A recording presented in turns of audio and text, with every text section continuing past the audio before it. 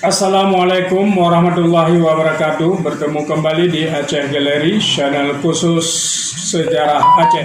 Kali ini kita akan membahas tentang seorang tokoh yang bernama Muhammad Hussein. Bagaimana dan mengapa dia digelari sebagai Amir dan Al-Mujahid. Tokoh ini adalah Hussein Al-Mujahid, atau yang dikenal dengan nama Amir Hussein Al-Mujahid. Dia adalah seorang tokoh yang sangat berpengaruh pada masa awal zaman revolusi sosial di Aceh. Dia juga sebagai ketua pemuda pusat dan pemimpin besar milisi TPR yang melakukan pembantaian terhadap sisa-sisa Ule Balang. Amir Hussein Al-Mujahid bertubuh pendek, gemuk dengan wajah seperti orang India. Ketika lahir di Dusun Alu Imirah di Idi, Aceh Timur, orang tuanya hanya memberi nama Muhammad Hussein. Namun karena kenakalan yang menonjol semasa kanak-kanak, dia lebih dipanggil dengan nama Hussein Batat atau Hussein Nakal. Pernah sepulang mengaji di Tanjung Pura, Hussein dan dua orang temannya mengeroyok seorang pesuruh keluarga Ule Balang atau keluarga bangsawan, sehingga ketika bocah itu ditahan di dalam sel. Otak Hussein bergerak lebih cepat dari tubuhnya yang gendut itu dan menemukan cara unik yang dipikirnya akan berhasil mengurangi hukumannya. Hussein meminta kepada kawan-kawannya selalu memanggilnya Amir, panggilan dalam bahasa Arab yang bermakna pangeran, panggilan yang selalu digunakan oleh keluarga besar bangsawan Tanjung Pura. Teman-teman yang mulai mengerti maksudnya bukan hanya setuju dengan ide itu, bahkan memperlakukan si Hussein bak anak bangsawan pula. Apalagi postur Hussein yang bulat tambun seperti postur pangeran-pangeran cilik dari India atau dari Timur Tengah sangat mendukung. Ketika rencana itu dijalankan, korban pertama ada kepala pencara yang berpikiran naif. Setelah menemukan ada seorang amir terkungkung di wilayah kekuasaannya, kepala sipir itu tidak mau repot-repot menanggung resiko yang mungkin timbul di belakang hari dari keluarga sang amir, sehingga tanpa pikir panjang, amir jadi-jadian itu pun dilepasnya dari tahanan tanpa banyak berpikir. Keberhasilan rencana itu membuat teman-teman Hussein yang kagum dengan ide cemerlang dan keberaniannya berlagak sebagai keluarga kerajaan, lalu melestarikan panggilan itu sehingga namanya kemudian yang melekat adalah Amir Hussein Batat. Masih juga ada nama Batat-Batatnya di ujungnya. Beberapa tahun kemudian, Hussein kembali membuat kekacauan di masjid. Ketika dia menuduh sang kadi mengatakan kafir kepada Tengku Cik Idi kala itu. Kenapa kau berkata begitu, nak? Apa kau tak tahu dasarnya mengganggu kekusukan salat Jumat? Maaf, ampun, jawab si Hussein itu dengan nada yang dibuat sesantun mungkin. Apa ampun cik tahu siapa yang dimaksud kafir oleh Tengku Kadi? Sambungnya yang membuat mata orang-orang seisi ruangan terbelalak dan berpikir betapa beraninya anak itu.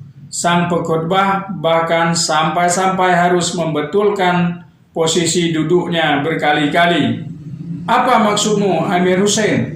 Tanya Tengku Dawud Shah, yang juga takjub dengan keberanian anak itu. Si Hussein pun malah berkata, yang dikafirkan Tengku Kadi dalam khutbah Jumat kemarin itu sebetulnya Apun Cik sendiri. Ujar Hussein dengan gamblang. Apa kau bilang?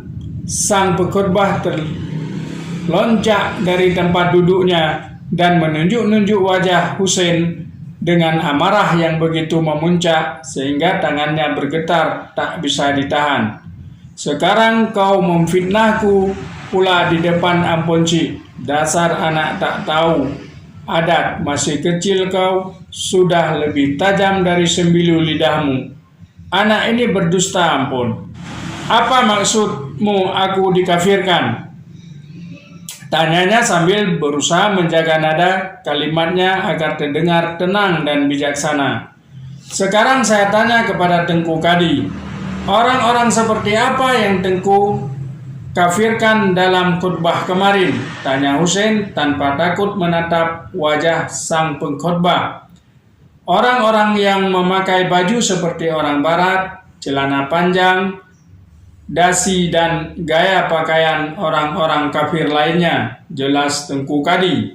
"Nah, coba lihat pakaian Ampun Cik sekarang," suhud Husein mengalihkan wajahnya dari Tengku Kadi dan kini menatap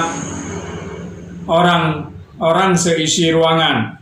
"Tolong ceritakan kepadaku apa yang kalian lihat. Katakan yang sejujurnya."